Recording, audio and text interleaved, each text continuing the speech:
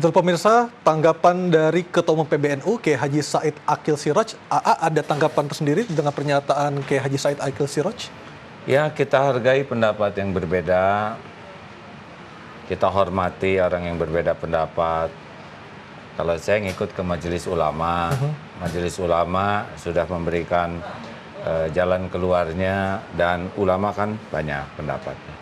Jadi yang paling penting adalah kalau melihat perbedaan, ya kita pelajari dengan mendalam kenapa ini berbeda.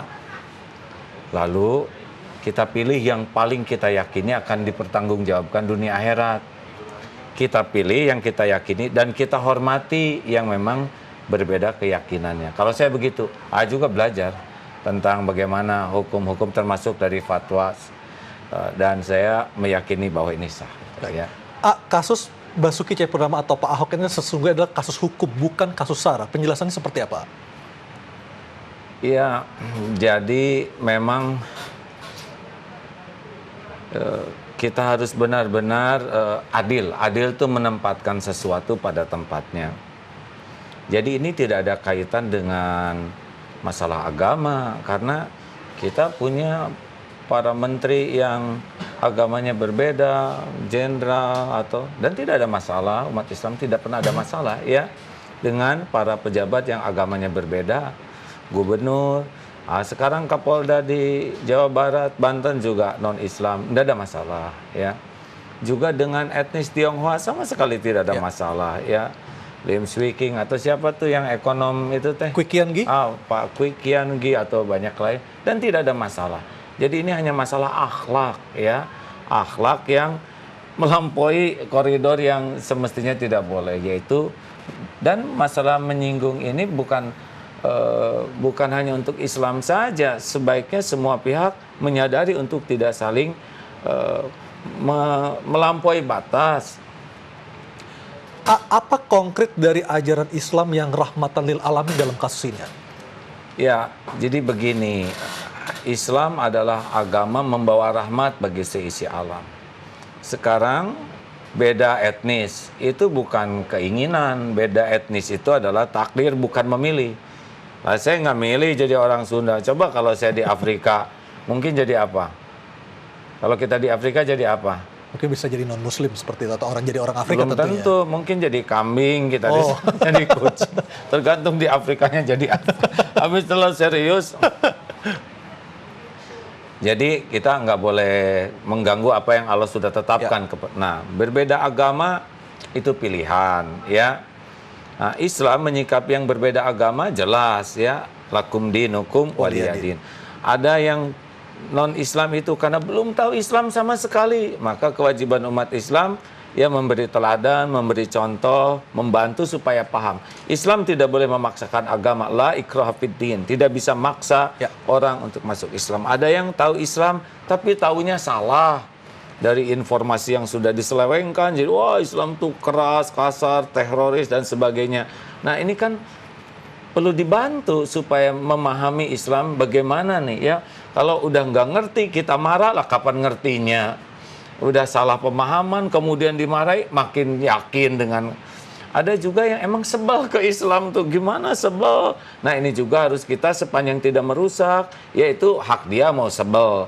Tapi yang repot itu kalau melampaui batas. Nah, ini juga harus diperlakukan proporsional, adil. I'dilu huwa aqrabu littaqwa. Berlaku adillah, adil itu lebih dekat kepada takwa. Ingat, jangan sampai kebencian kita kepada satu kaum ya membuat kita tidak berlaku adil. Itu Al-Quran melarang. Tidak boleh zolim, walaupun hati kita sebel. Tidak boleh ada kezoliman. Apa yang pernah dicontohkan oleh Nabi Muhammad SAW dalam kasus seperti ini, kasus kehidupan dengan masyarakat dengan agama yang lain? Lah, Islam kan cuma sendiri asalnya, cuma Rasulullah. Selebihnya kan tidak Islam waktu itu.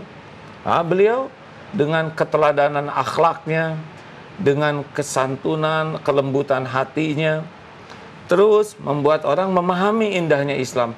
Nah, pada waktu ada yang tetap keras ya, memusuhi, bahkan berusaha menghancurkan. Nah, ini pun diberikan tindakan yang proporsional. Bayangkan pada waktu penyerbuan Mekah itu ya, kembali ke Futuh Mekah, Itu kan musuhnya luar biasa yang sudah mengusir dan sebagainya. Tapi ketika Mekah ditaklukkan, tidak ada pertumpahan darah. Kecuali sedikit yang memang itu dia memilih seperti itu. Nabi pernah memberikan contoh tetap menyuapi seorang pengemis buta. Mungkin A bisa jelaskan sedikit ceritanya, kisahnya seperti apa? Oh, yang pengemis Ya. dan disuap. Betul. Lalu, Meskipun Nabi dicerca, dicemooh oleh pengemis tersebut. ya kurang lebih seperti itulah ya, bahwa Nabi itu punya sifat sayang sekali ke orang. Saya diajarin guru saya begini, katanya kalau jadi ulama itu maksimal merasa sama dengan orang. Yang benar tuh merasa di bawah. Karena orang berbuat salah karena tidak tahu, tapi ulama berbuat salah sudah tahu, dosanya lebih besar. Jadi bantu orang yang tidak tahu jadi tahu, yang lupa jadi ingat kembali, yang tergelincir raih supaya bisa bangkit, ya, yang memang mau salah cegah supaya dia kembali ke jalan yang benar. Jadi sifatnya tuh ingin sebanyak mungkin orang tuh bisa Merangkul ya, bisa persuasif selamat, bisa bahagia. Kadang perlu tegas ya, karena tegas ini juga ada aturannya, tapi bukan kasar. Tahu nggak bedanya marah dengan tegas? Apa?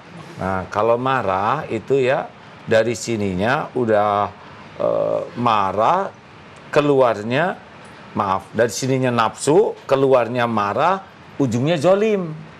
Kalau tegas ini dari dalamnya takut ke Allah, keluarnya tegas, ujungnya adil. Nah, makanya walaupun nggak enak, tetap harus jangan sampai nafsu ya, tapi harus tetap takut ke Allah. Gitu. Tadi A juga sempat menyinggung ada ribuan santri dari Ciamis yang berjalan kaki ke Jakarta, lalu di Lamongan ada yang naik sepeda motor. Komentar dari A seperti apa? Jadi begini ya, ini tuh masalah rasa ya. Rasa keterpanggilan hati. Ini susah dijelaskan, pasti susah dijelaskan. Sangat personal, A, ya, sangat Personal pribadi. ya. Jadi orang yang tidak merasakannya akan aneh. Apa-apaan sih ya? Kok gitu tuh nyape-nyapein? Itu nggak ngerti. Nah, saya juga kan sama terpanggil. Ini harus cepat selesai nih masalah ini ya. Jadi kita harus hargai, dan dia nggak ngerugikan siapa-siapa. Nggak boleh kamu nggak, dia terpanggil. Di Darut Tauhid ya. Waktu kemarin aksi yang kemarin itu kita dari Bandung hanya 1.000, Jakarta 500. Memang niatnya selain ikut juga mau ikut bantu-bantu bersih-bersih lah ya, dikit-dikit. Ayo siapa yang mau ikutan nyumbang? Masya Allah itu anggaran 100 juta, surplusnya 600 juta. Oh ya? Iya, itu hanya untuk itu saja. Wah banyak. Saya nggak bisa berangkat karena saya harus ngantar anak sekolah. Ini Dikasih hasil uang. ngojek saya, ini celengan saya. Coba, siapa yang, karena memang panggilan hati. Dan saya merasa inilah sebagai cinta saya ke agama. Dan itu harus kita hormati. Yang tidak mau ya nggak apa-apa. Tapi kita harus hargai sekali keterpanggilan hati ini setiap orang. Jadi rada susah dijelaskan, ini masalah personal. Baik, nanti saya juga akan nanya lagi kepada AA, apakah AA juga menghimbau para santri AA untuk datang ke Jakarta Jumat mendatang? Tapi pemirsa, kita ikuti jeda iklan berikut ini, tetaplah bersama kami di A News Petang.